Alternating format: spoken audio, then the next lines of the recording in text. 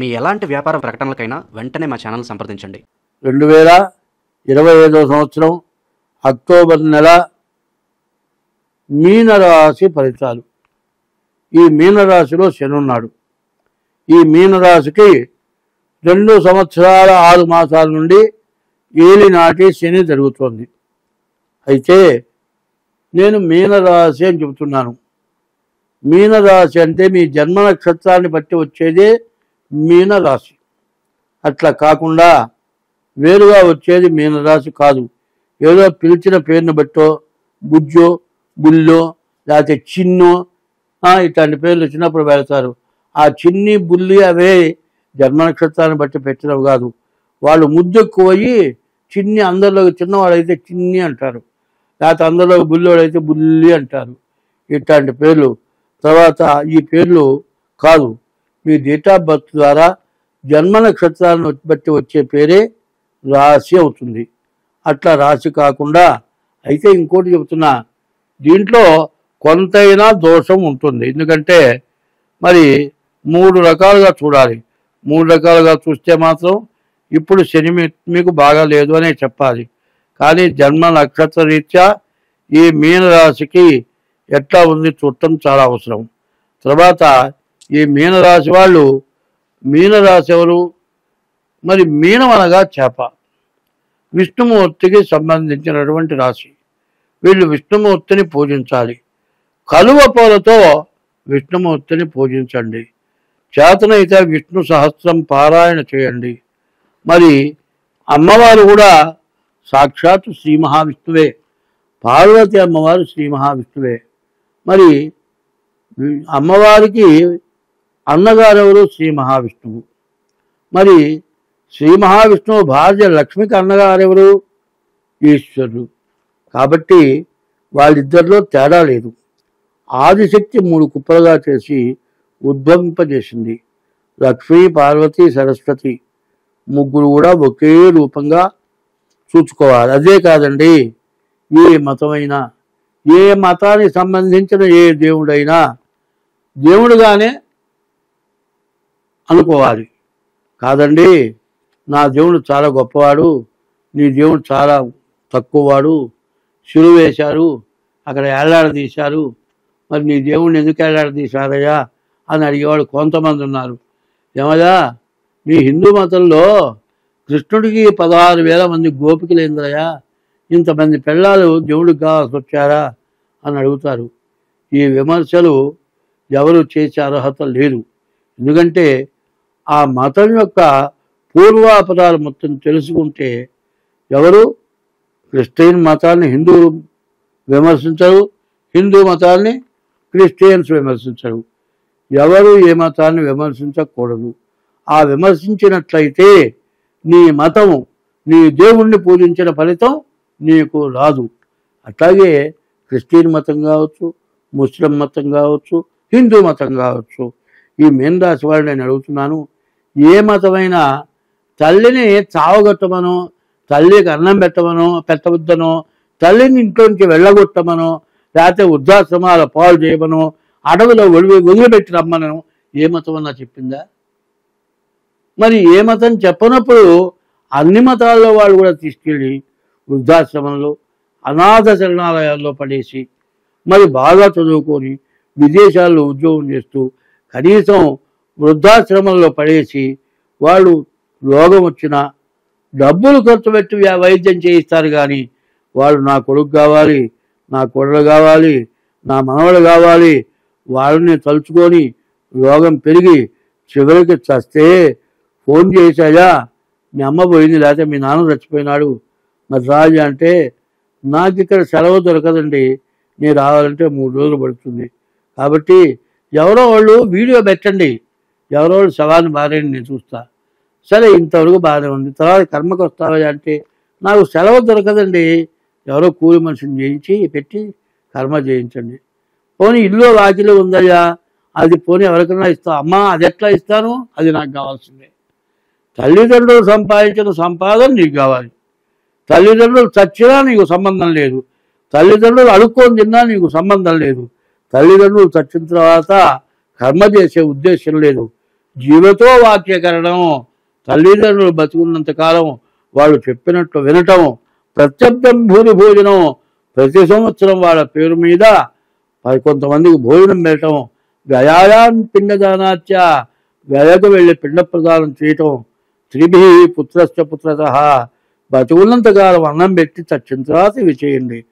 బతుకున్నంగా అన్నం పెట్టకుండా సత్యం తర్వాత పాడావుల దానం ఇచ్చారంటే నీకు ఆ ఫలితం రాదు.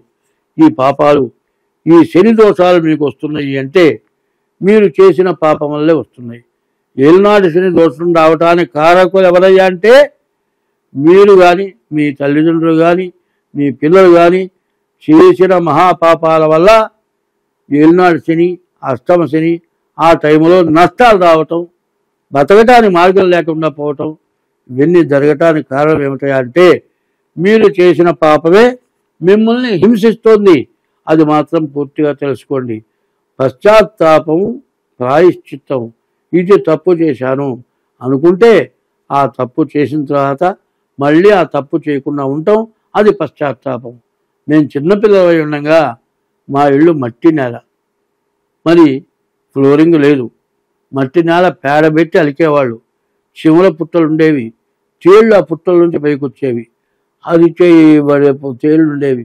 కోడి కోడి కోడి అంటే పరిగెత్తేవి కాదు, అక్కడే గిరగిరగిర తిరిగేవి.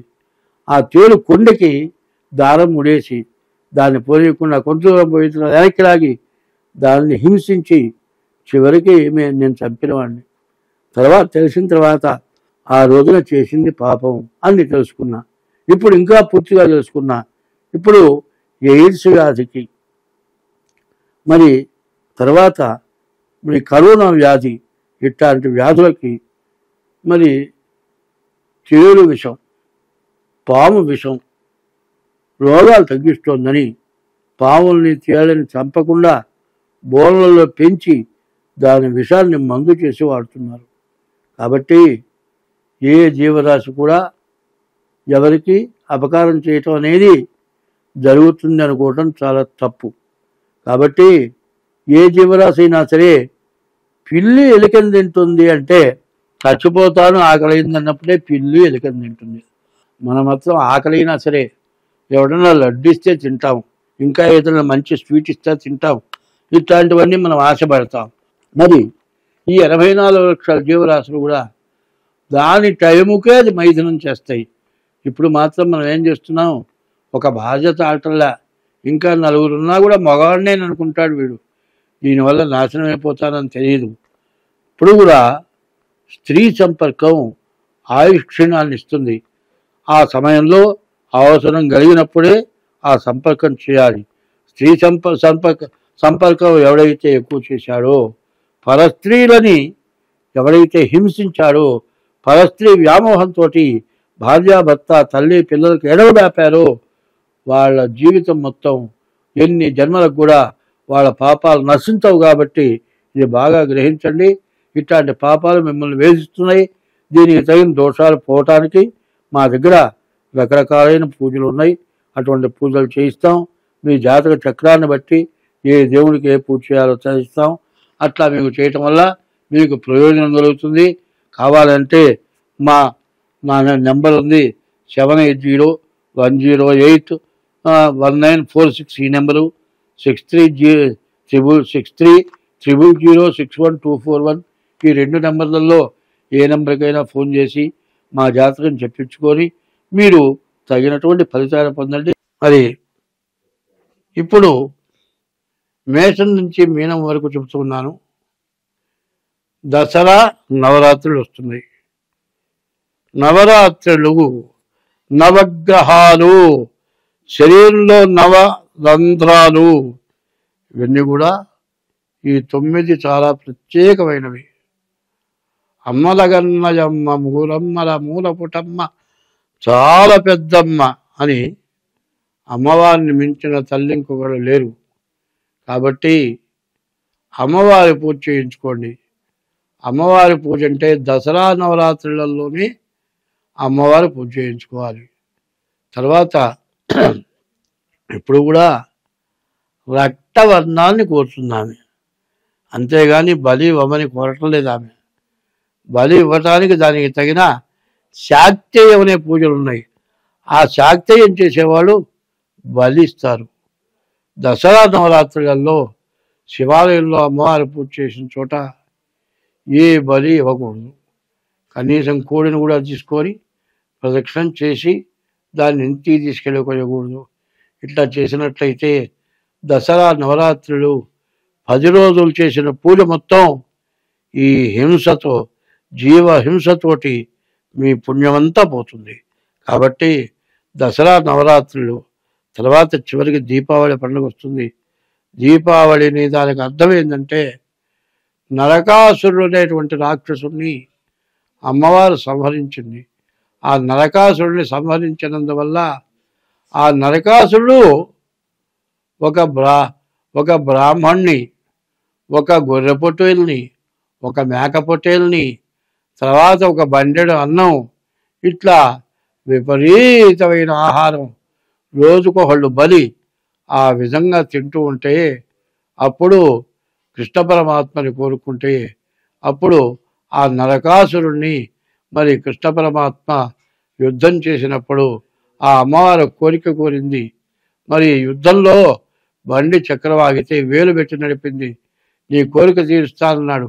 ఆ కోరిక ప్రకారం ఆ నరకాసురుడిని రాక్షసుడిని సంహరించడానికి నాకు అవకాశం ఇవ్వమని అడిగితే ఆ అమ్మవారు నరకాసురుడిని సంహరించింది.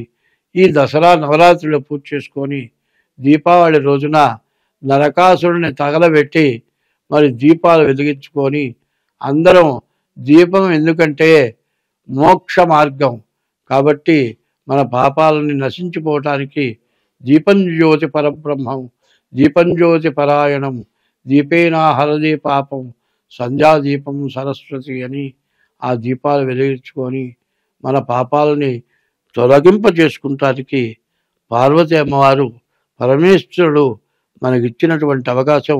అటువంటి అవకాశాన్ని అందరూ కూడా సద్వినియోగం చేసుకొని అమ్మవారిని పూజించి దీపావళికి నరకాసురుడిని పూజించి నరకాసుర సంహారం, నరకాసురుడు బొమ్మ తగలబెట్టి మరి తర్వాత దీపావళి మందులు కాల్చడం దీపావళి కాదు, విపరీతమైన మందులు కాల్చుకొని చేతులు తగలబెట్టుకొని ఈ మందులు కాల్చే షాపు మీద ఏ అవాయో పడి మందులు తగలబడిపోయి జనం చచ్చిపోయి ప్రమాదాలు జరుగుతున్నాయి. అటువంటి ప్రమాదకరమైన పనులు కాదు. ఇంటి నిండా ఎన్ని దీపాలైనా పెట్టండి, అది దీపోత్సవం అంటారు. అటువంటి దీపోత్సవం అమావాస్య నుండి కార్తీక మాసం నెల మొత్తం ప్రతిరోజు దీపం వెలిగిస్తాం. ఆ దీపం వెలిగించి మరి అమ్మవారిని ఈశ్వరుని పూజిస్తాం. మన దోషాలని పోవటానికి దసరాలో అమ్మవారి పూజ, దీపావళి రోజున అమ్మవారి పూజ, కార్తీక మాసం ఈశ్వరుడు అమ్మవారి పూజ, ఇది చేస్తే మన దోషాలను కూడా నివృత్తి అవుతాయి. అందరం బాగుంటాము. స్వస్తి.